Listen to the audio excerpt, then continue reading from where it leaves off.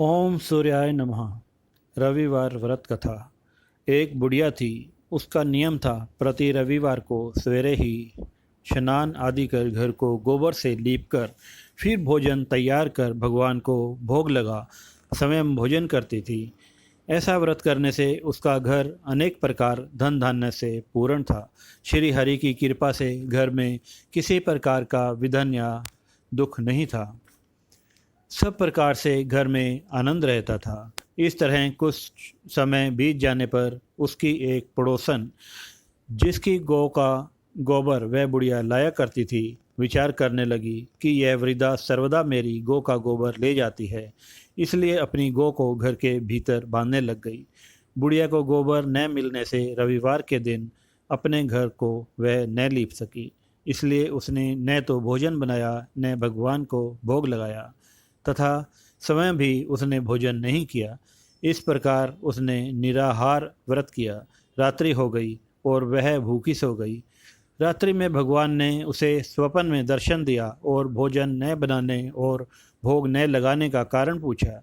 वृद्धा ने गोबर न मिलने का कारण सुनाया। तब भगवान ने कहा कि माता, हम तुमको ऐसी गौ देते हैं जिससे सभी इच्छाएं पूर्ण होती हैं, क्योंकि तुम हमेशा रविवार को गौ के गोबर से घर को लीपकर भोजन बनाकर मेरा भोग लगाकर खुद भोजन करती हो। इससे मैं खुश होकर तुम्हें वरदान देता हूँ। निर्धन को धन और बांझ स्त्रियों को पुत्र देकर दुखों को दूर करता हूँ तथा अंत समय में मोक्ष देता हूँ। स्वप्न में ऐसा वरदान देकर भगवान तो अंतर्ध्यान हो गए और वृद्धा की आँख खुली तो वह देखती है कि आंगन में एक अति सुंदर गौ और बछड़ा बंधे हुए हैं। वह गाय और बछड़े को देखकर अति प्रसन्न हुई और उसको घर के बाहर बांध दिया और वहीं खाने को चारा डाल दिया।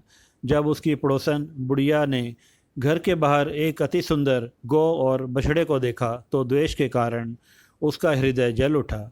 उसने देखा कि गाय ने सोने का गोबर किया है तो वह उस गाय का गोबर ले गई और अपनी गाय का गोबर उसकी जगह रख गई।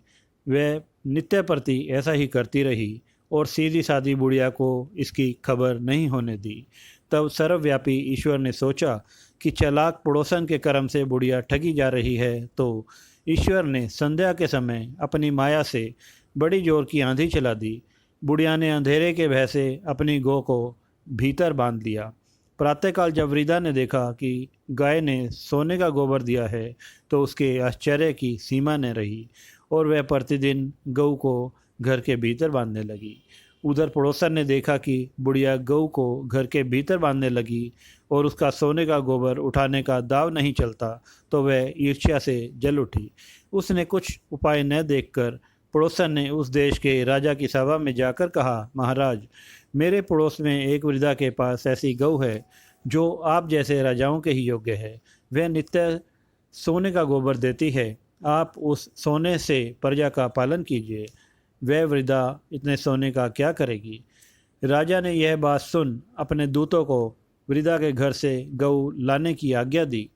वृद्धा प्रातः ईश्वर का भोग लगा भोजन ग्रहण करने जा रही थी कि राजा के कर्मचारी गऊ खोलकर ले गए। वृद्धा काफ़ी रोई चिल्लाई, किंतु कर्मचारियों के समक्ष कोई क्या करता। उस दिन वृद्धा गऊ के वियोग में भोजन न कर सकी और रात भर रो रो कर ईश्वर से गऊ को पुनः पाने की प्रार्थना करती रही।